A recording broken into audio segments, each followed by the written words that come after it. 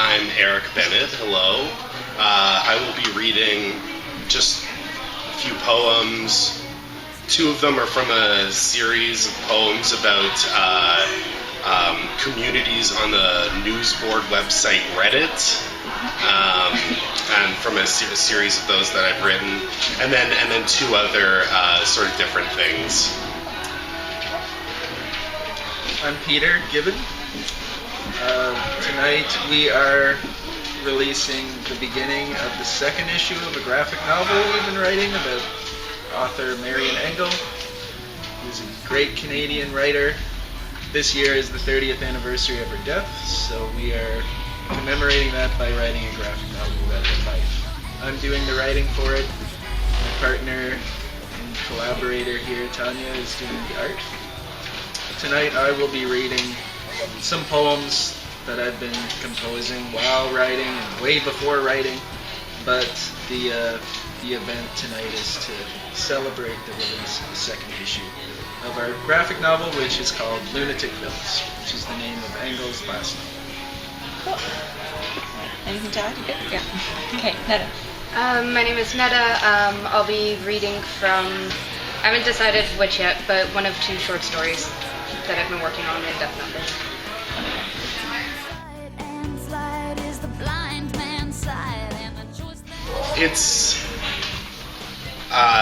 It's an interesting platform where communities are able to form around the most obscure subjects, and it's interesting to see how with the sort of veil of anonymity, how these things play out online. So one of the poems is about people who are especially enthusiastic about popping blisters. And, while that's something you might mention to a friend or something, it's rare that you would be a part of a community that exchange photos and video files of that sort of thing. So. Right, yeah. How about, what inspires you? Well, the life of Marian Engel inspires for this one, us. yeah. Okay. I listen to the Darjeeling Limited soundtrack. Mm-hmm. It makes me write. What about reading makes me write more? Yeah, makes sense. That's a safe answer, right? Okay, Bedside Table is the biography of Malcolm X by Manning Marble, I think his name is. It's amazing, but it's also 600 pages, so I don't carry it around with me. So my book is, what's it called? That Graham Greene novel, Our Man in Havana, which is also very good. It's also misogynist. Okay. Tanya. I just finished reading Saul Bellows' Seize the Day. That was an awesome read. I guess next on the list, probably a graphic novel. Reading Warren Ellis's Trees. Chester Brown, like all of his novels, I've just been burning through. Specifically The Happy Clown, which is a very strange book. And Ben Lerner, I've been reading all of his books now. And Scott Simons, which is just a weird old guy. Nice. Eric? I also just finished 10:04, the new Ben Lerner novel, just last week.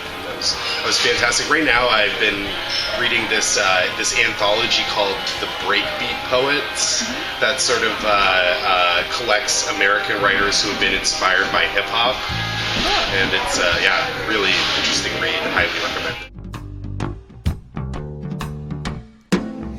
Let's just start. I was recently proposed to, so I'll just tell that story if you don't mind. Go for it. So I got married 2 weeks ago. Oh, congratulations. Woo! My wife is hiding. And we, one very snowy night, a couple months ago, my partner got us 2 stoned. We went for a walk down DuPont. We ended up in Marian Engel Park. And Heather, this person's individual's name. Pulled out 2 silver rings that she had taken from her work and not paid for. And didn't really need to ask the question, but she did, and then I just forgot to answer. But eventually I realized I needed to, and I said yes. And then 2 months later we got married in our backyard. So that's how I would expect my poems to propose to me.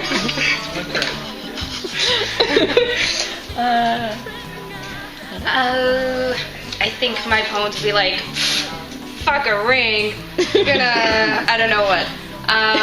They would just be really, I don't know, really pompous about it and be like, we're not doing rings, we're not doing conventional, what, they would just be, that's how they would propose. They'd just be like, we're getting married now. Okay, deal with it. You don't get a ring. Yeah. Tanya, I know you're an illustrator more, it seems like, but still, I think it still works. Oh man, I don't know if I could marry one of my poems. I need to move on, try new things, right? Like I can't be tied down to any poem. Yeah, awesome. Eric. Murder suicide. Oh my god. Maybe Brutal. maybe pretend murder suicide. It doesn't pay your bills, there are addictions to feed, and there are... I'm so unfocused, I can barely get anything down on paper anyway, so So whatever comes. mostly, Yeah. pretty much everything. Same for everybody, or? I want to write about the blue people of Kentucky. They're like this family in Kentucky, and the natural pigment of their skin is blue. And they're backwoods, backwater hicks. Right. Just like this family who, they're poor white people, but they're actually blue. So when I have time to do research and do music, Cool. that's on my list. Tanya, Eric? I like to read a lot more than I like to write, and most of the writing I do comes out of the reading I do. So I'm always looking to sort of expand my horizons in that regard, and I'm trying to sort of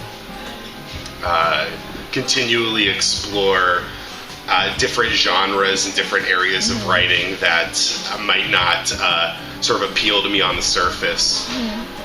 So to continue challenging myself in that regard, and maybe seeing what that inspires me to do. I feel like as an emerging writer, as you're supposed to do, I've written a few poems about poetry. I feel like they've kind of come out a little negative, so I think my next thing is going to be writing a positive poem about why I love poetry. Staying positive. It's one of those butterflies that looks like a scary face when it's landed on a tree. Awesome. Pete. Ever seen the Mothman prophecies? Alright. Tanya. I like that. I agree with that. Okay. Netta.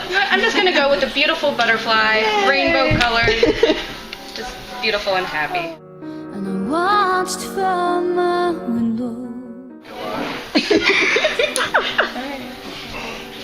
I also drink a lot, Right. but writing every day. That's the one thing that I try and keep on top of.